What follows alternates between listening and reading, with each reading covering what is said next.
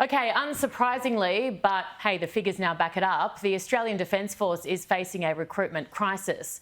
They are struggling to attract more than a fifth of the required personnel, especially given the challenges we currently face as a nation, and of course we all know it's only going to get worse.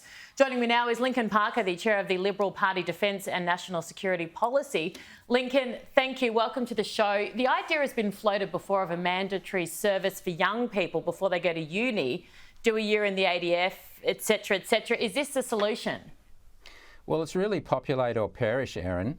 The ADF strength is only at about 60,000 personnel, as you mentioned, at the moment, and we need to rapidly increase that.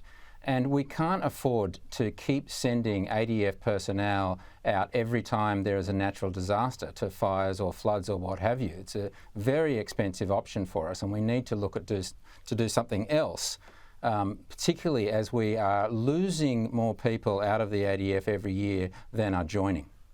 Do we impact potentially the potency of our Defence Force if we're putting people in there who don't necessarily want to be there, don't have a passion for the military, wouldn't volunteer themselves? Does that impact the calibre of Defence Force that we have?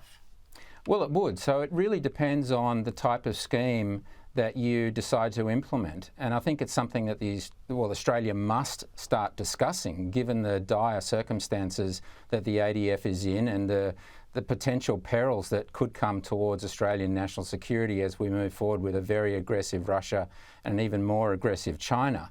So many nations, in fact 75 nations around the world, have some sort of scheme that requires citizens, even on a voluntary basis, to do some sort of either military service, and if you don't want to go into the military, which answers that question, Erin, go in and do some sort of community service with the AMBOs or with the fireys or in the community.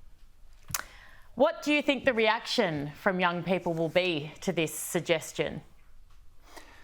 Look, I think from the discussions I've had, I think it would be positive. I think a lot of young people want an excuse to get off their devices and go out and actually do something positive for the community, and whether that be Lincoln, do you have kids? Tell me. I've got kids, and indeed one of them is in the Australian Army Cadets. Well done. Yeah. So look, I think it is something that they want to do, and it's certainly parents very much see the value in it. And might I add, Erin, in the countries, particularly in Scandinavia, where it's voluntary, we see these schemes are actually oversubscribed. Wow.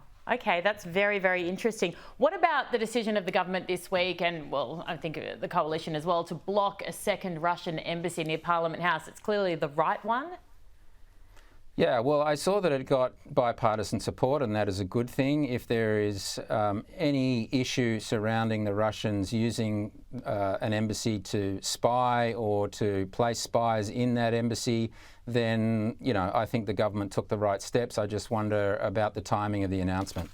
Yeah, that was bizarre. When I saw there was a big live press conference, that was probably the last thing on my mind. It felt a little too big for what was then announced. Perhaps deflecting from something else. Well, if they just waited a day, the Liberal Party would have done that for them, because it all changed very quickly. What about the Chinese consulate? Is that right, in Adelaide? What's the still there? I guess that's the point, really, isn't it, Erin? I mean, why come out and make a massive announcement about a future Russian embassy when in 2019 the Chinese set up a huge spy base, or also known as a consulate, in Adelaide, where no other major nation has a consulate whatsoever. And why Adelaide? Well, it's because that's where we build the submarines, our warships. We do a lot of defence science and technology and testing there. But nothing has been done on this huge, huge spy base that's completely a compound with walls. And you know, I really think that's something that the government ought to be looking at, as opposed to a future Russian embassy in Canberra. Yeah, that's bizarre. We'll just wait for the next time they feel under pressure, and then we might get another announcement. We'll wait and see. Lincoln Parker, thank you very much for your time. Thanks for having me, Erin.